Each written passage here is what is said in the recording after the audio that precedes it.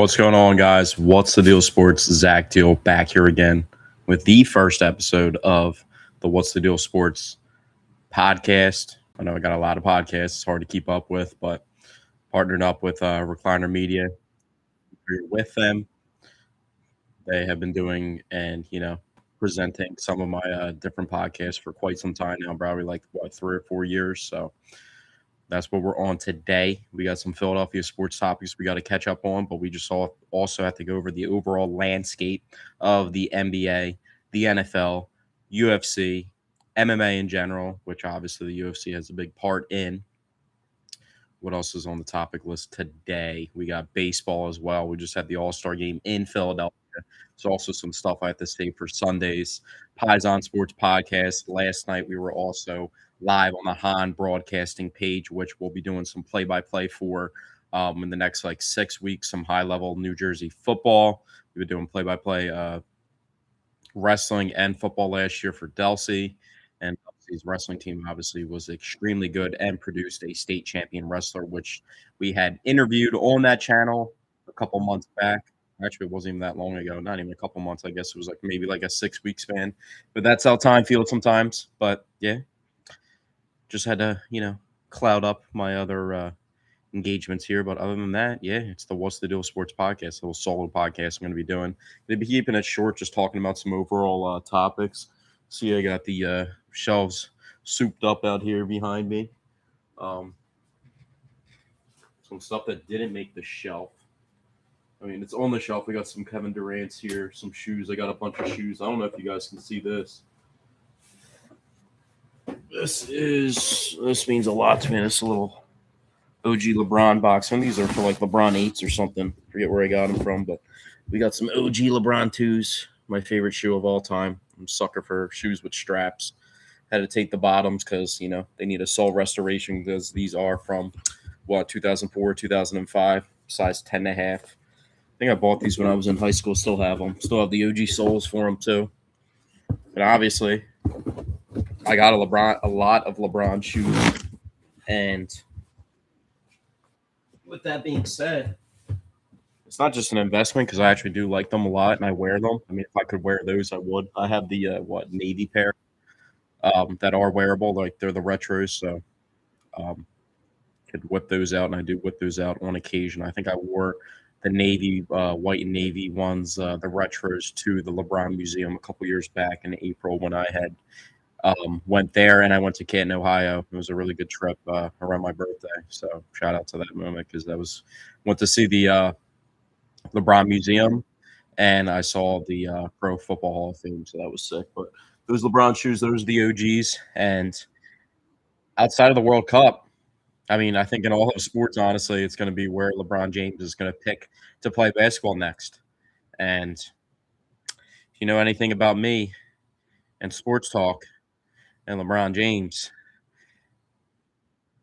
yeah, what does that mean, dude? What are you talking about? What does that mean? That means if you've ever seen, I feel if I had to break it down in this way, say in my life I've done, or maybe, let's say the past 10 years, because I'm 29 now. I started doing podcasting 19 years old, back in 2016, right around when it started to get pretty popular outside of just audio bites, you know what I mean? Like full on strung together, non-radio audio bites, fully, the full 9 yards. But I was kind of in the original wave. I had gone to school, which just started teaching that. And then I've seen it develop into a whole, it's all genre. And, obviously it comes from the branch of radio. But since that went on, I feel let me make sure my audio levels are good here.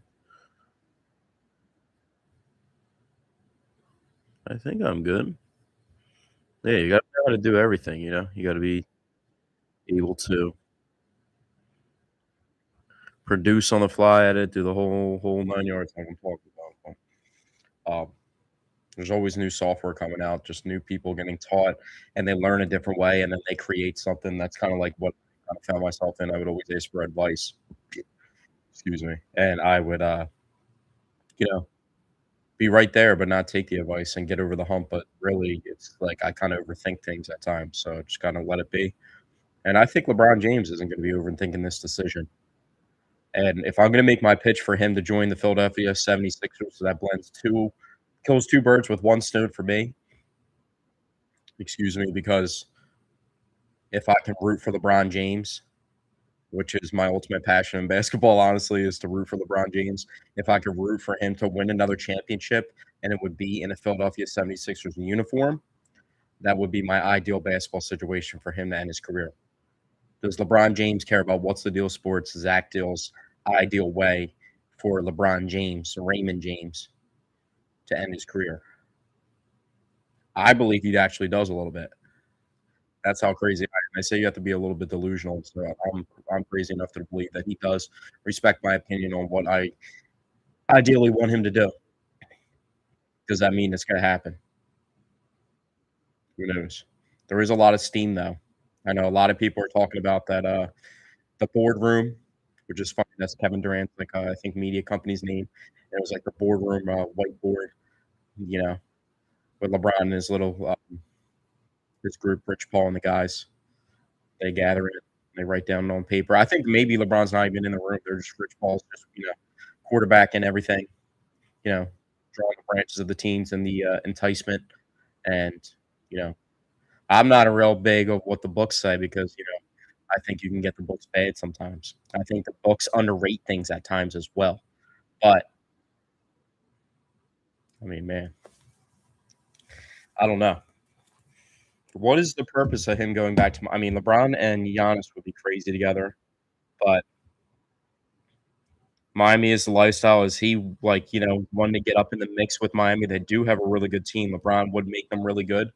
If we're looking at you're in an 8-man rotation and LeBron joins the Sixers in the playoffs, adding to what they already have, I mean, it really does not get that much better than what the Sixers can put on the floor if LeBron joins. I mean, you would have Jaylen Brown, Tyrese Maxey, VJ Edgecombe, LeBron. You got young dudes coming up.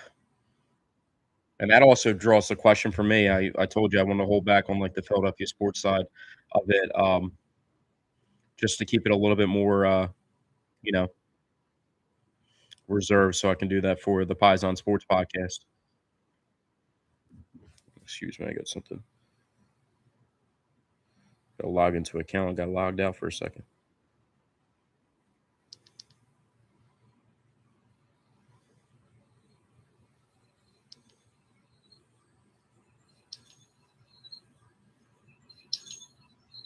But sure.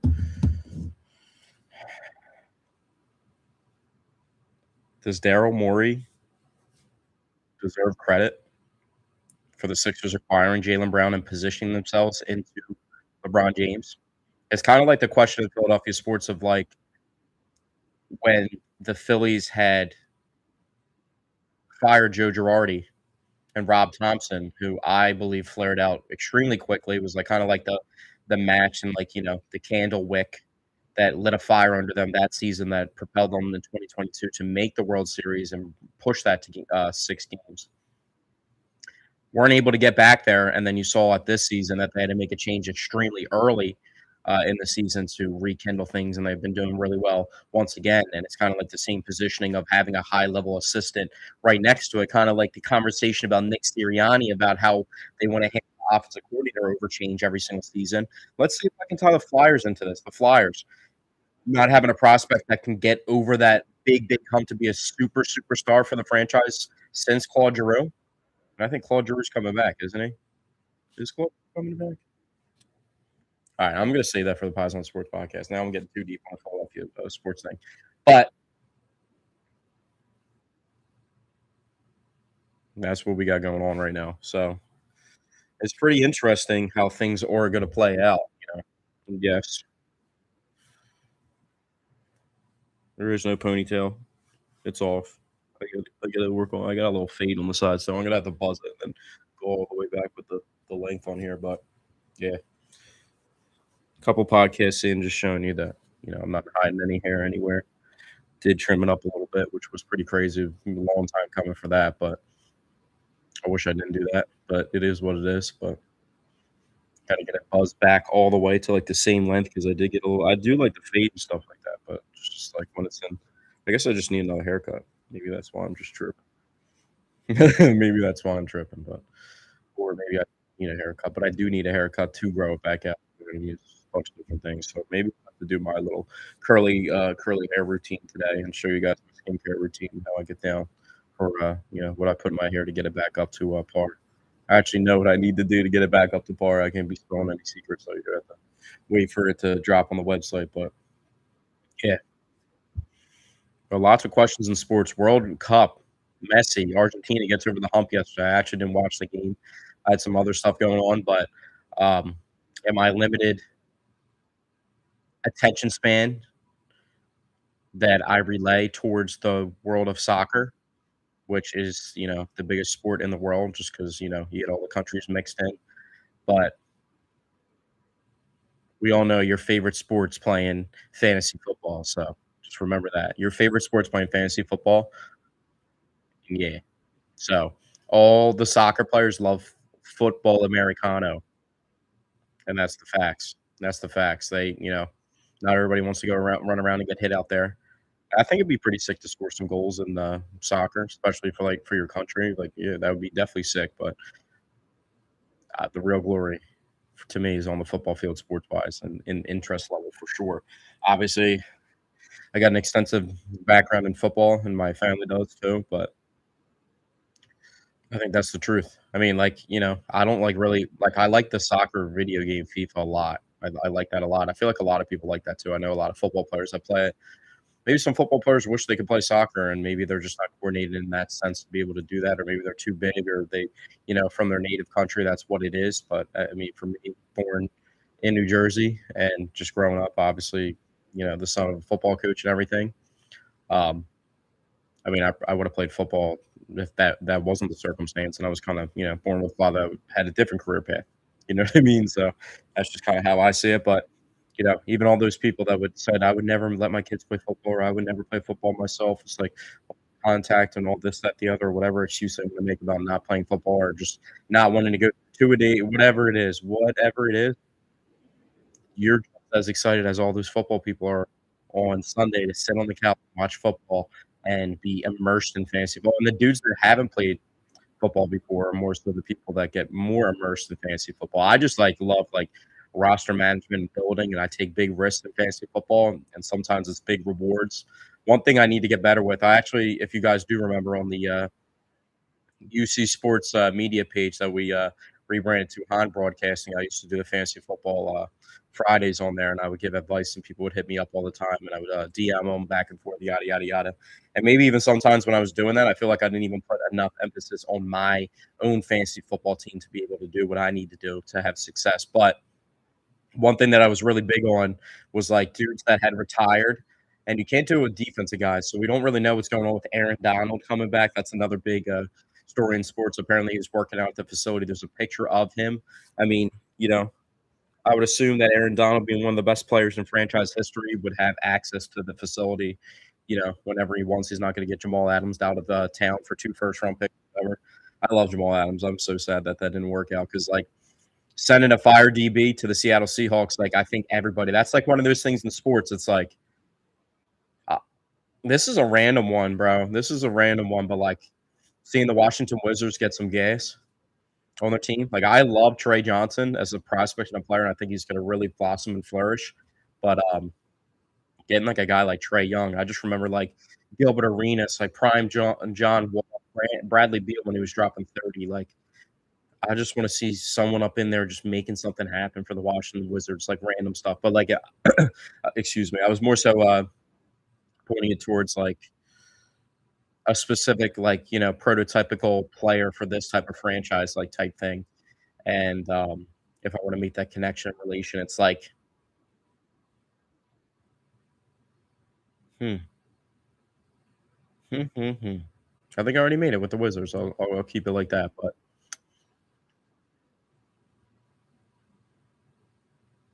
yeah, if Aaron Donald comes out of retirement and joins that Rams D line with Myles Garrett, holy Holy, I don't know what you do about that. That's like a 3 that's like they can drop 8 dudes in coverage and, like, still get outrageous. You would still possibly have to block 6. Quarterback, that's 7. Running back getting blocked into you and exploding the pocket.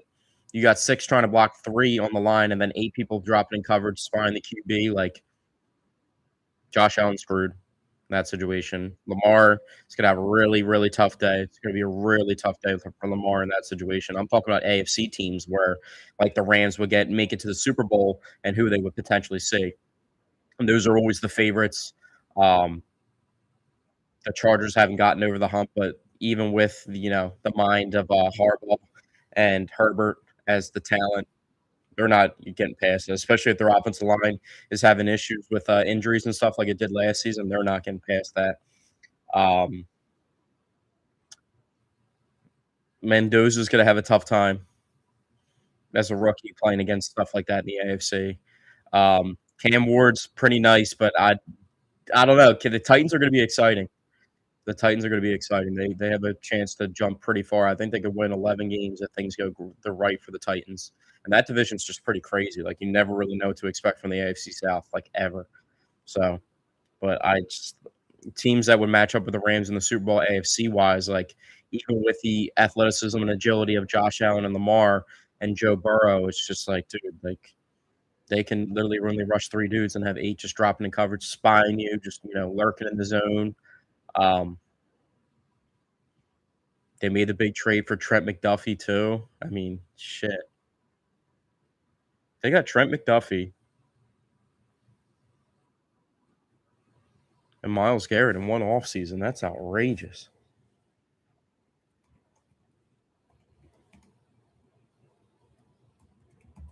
That's literally insane. That's like literally Madden.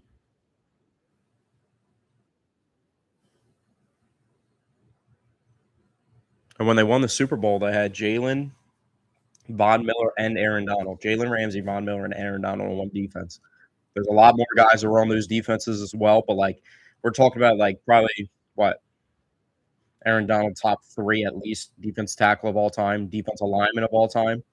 Talking about Jalen Ramsey, one of the 10 best defensive backs of all time, in my opinion, and I think a lot of people would agree with his versatility, safety, nickel, corner, sub back, like that blitzing, he literally does everything on the field.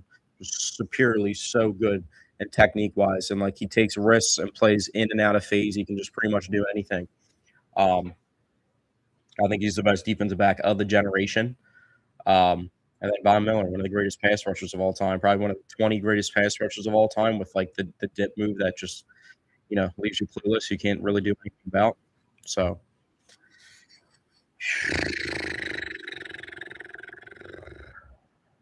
for an Eagles guy like me with the issues of, the offensive line for them, I mean, in the interior, the offensive line, you saw how good it was for Saquon to have that, crazy rushing season a couple years back, but, the deterioration almost got me right there. Deterioration of them, having to be in that physicality sense. Also, they're going to be changing over to Cooper, a new offensive line coach. So we'll see the transition from um, what's his name, University, Stoutland University. I was almost drawing a blank for a second. We'll just see the changeover. I do like some of the offensive line prospects that they have on their team. But they're going to need a couple swing offensive linemen, not just one, like 2. They're going to like 8 guys ready to go, and maybe even roster like 10 to probably like 9 or 10 come game day because they have issues on the interior offensive line and just all over the offensive line. Even with Lane Johnson in his Hall of Fame career, um, the one thing that he has battled is injuries and also some other things, but injuries have been at the forefront, and the Eagles have historically never done well since Lane Johnson has been on the team without him on the field. So I know Fred Johnson has gotten the job done, but there's only so many times you can get Fred Johnson on these short deals, and then the time's going to come where a team's going to halapuli tie him. You know what I mean? And give him a 3 for 30 or something like out of your ball range, and then you have to restart the whole system. And that obviously the turnover in the process, but now you're working with the new offensive line coach who you know, hopefully good things are going to happen with him in the building. But you got to be prepared for every situation. You can't just expect that you're going to keep you know getting all these offensive linemen up to shape and up to par and not having to spend premium picks on them or whatever. And then you know how NFL draft season gets with Eagles fans, where it's like you mock all the offensive linemen when they need them. No, we don't want to do it. And then the sexy players there, they don't take them. They take the uglier pick, and it works out or it doesn't. And then they need the sexy player, and then they try and put we've seen the Jalen Reagor situation play out, and yeah. So hopefully those nightmares don't re-arise. But I'm going to be tracking the Arizona Cardinals. Actually, I'm a big Josh Sweat guy. Funny enough, but they just let go of our boy, former Eagles defensive coordinator Jonathan Gannon. But uh, Jeremiah Love, man, favorite player in the NFL. Him and Devontae Smith. Like if I'm building my favorite offense of my favorite players, right down the end. Who's my favorite quarterback? Obviously Joe Flacco. So I got Joe Flacco at quarterback, Jeremiah Love running back, Devontae. I'm gonna put Devontae in the slot. I'll put Jamar Chase out wide with Devontae in the slot. I'm talking about my favorite players.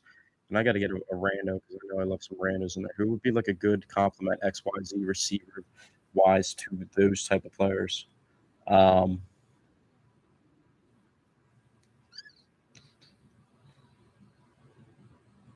I like. I'll add another Arizona dude. Give me Marvin Harrison Jr. out there. So I feel like that would work out pretty well. I like that.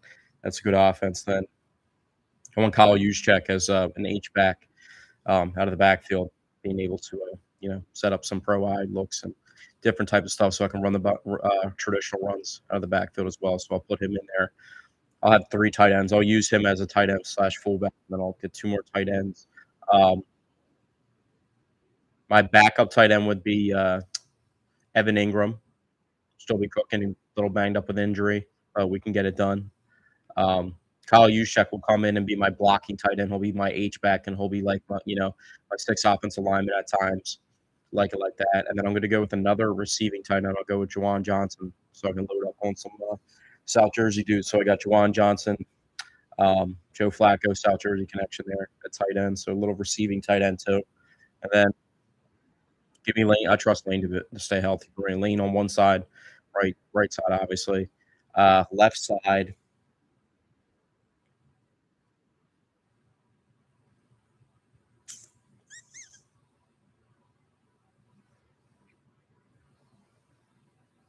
Left side. Who would I put on the left side to anchor?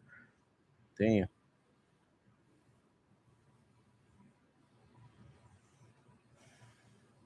Ideally, if we're doing like versatile offensive line, I probably put like Penny Sewell on my left side, even though he's a right tackle. I would do that just because I feel like he would probably be playing left tackle for a lot of teams if they were on his team, as opposed to the situation he was drafted in Detroit. So Penny Sewell on the left side. Guard wise, Quentin Nelson on one side. That would be it doesn't really matter to me. Probably running the ball in my scheme. I don't know. Can't be telling me the holes in my scheme and everything like that. So don't expose me.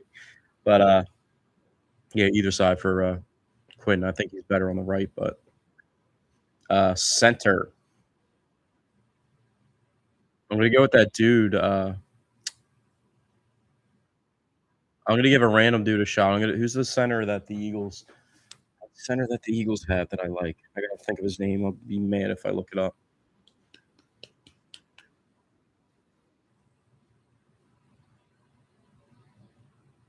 Damn, I gotta look it up. I'm upset.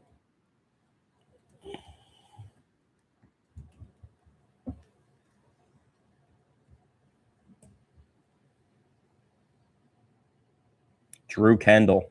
Yeah, I knew I was going to remember it the second I saw the name. Drew Kendall. I'm going to give a random guy a shot in there. Not a random guy, but I'm going to give like a more relatively unknown NFL player a shot there just not to juice up the best possible players I can. So I'm already, I think random guard. I want that dude, the Ravens just drafted, Iowa from Penn State. I'll do that. So that would be my offense. And then what for my defense? How's my defense gonna look? Maybe I'll just play it out like that. How's my defense gonna look? I'm just gonna build a traditional 4-3 with a three tech tackle defense of active players. Okay. On one side, I want Max Crosby.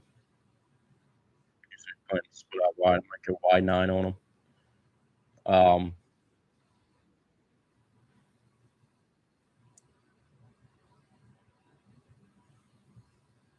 I want Dexter Lawrence playing that one tech, just anchoring down.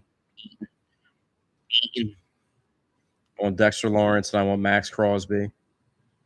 Uh, Give me Jalix Hunt on the other side. Split out wide. I want Dexter with I want Dexter and Jalix Hunt split wide from each other, like wide, like a big gap. And then maybe I'll bring some pressure with my backers over the top from there. Um, Three tech side.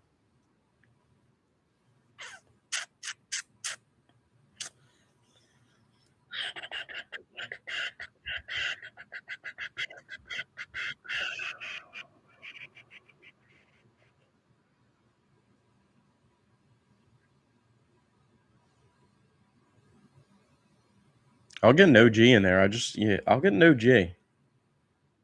I'm gonna add him as an honorable mention in my D line rotation since it's so often rotated, and he can play a bunch of different positions. And like there, because the other guys that kind of fit his build, but he's just an OG, and I want him in the locker room too. Calais Campbell, because I can put him to block some passes down, can maybe line him up off the edge, like a goal line where there's not this, maybe wouldn't be the best because he would maybe get in space with a read option type style quarterback, dual threat, and maybe that would look bad. But yeah, get Calais Campbell up in there for me. And then to get Jordan Davis. Yeah, get Jordan Davis up in there for me too. And my backup edge rusher on either side to Jalix Hunt and Max Crosby. Um, Kinda want like a speed rusher off the edge. Even though he shouldn't be a backup, but I want that dude, my guy from the Denver Broncos. I'm forgetting his name right now. He's fire. He was like almost won defensive player of the year voting. I'm drawing a blank on all these names today. When I'm gonna see him, I'm gonna be mad. Yeah, Nick Bonito. Give me him off. He could be starting over Jalix Hunt. That's probably how you would run that day with that personnel on the front. But I want Jalix Hunt, Nick Bonito, and Max Crosby as my 4-3 edge rush rotation. Get Calais Campbell in there for a little spell inside, and I got Dexter Lawrence and Jordan Davis next to each other. And I got three backers. One of them needs to be kind of like a blitzer. I could be running nickel too because I'll probably be running nickel a lot. I want kind of like one of those self backers like a Nick Ebenwari. So put Nick Ebenwari um, at the nickel for me. Um, yeah, put Nick Ebenwari at the nickel for me. Give me Jahad Campbell too out there, quintessential really good backer, and then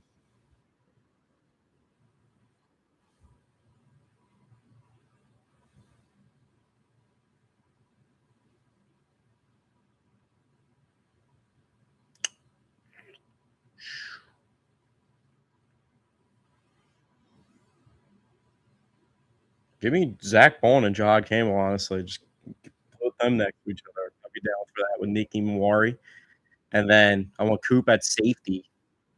You can flip Nick Ebenwari and Coop. Obviously, Cooper DeJean at safety. Kyle Hamilton at the other safety. I put Cooper at free, and then Kyle Hamilton at strong safety, and him and Ebenwari we can switch between nickel.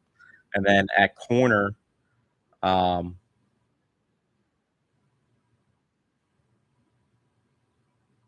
hmm, give me Riley Moss on one side.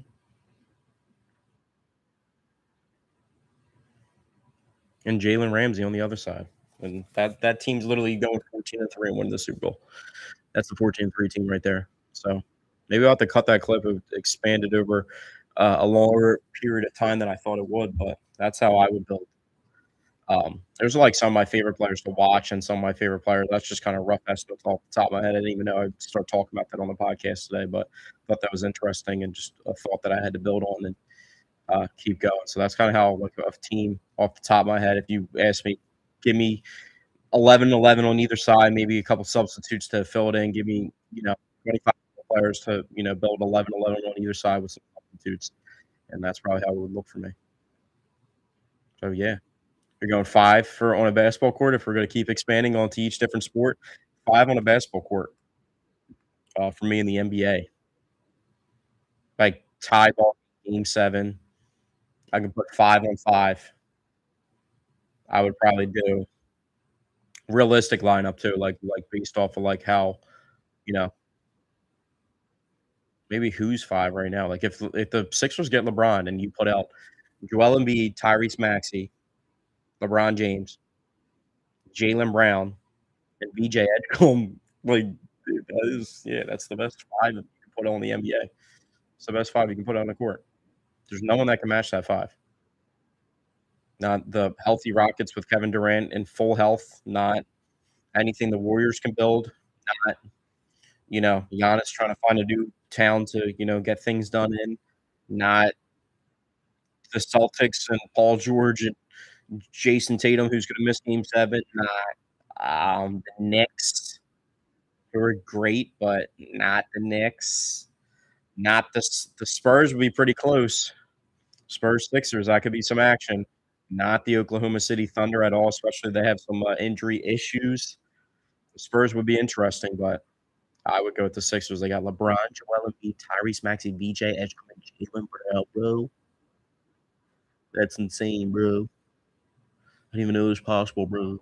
No, like dead serious. Like that's dead ass, red ass. That's crazy. That's crazy. So yeah, think maybe we'll have to leave it on that note for today. But thank you guys for tuning in to the Pies on Sports podcast.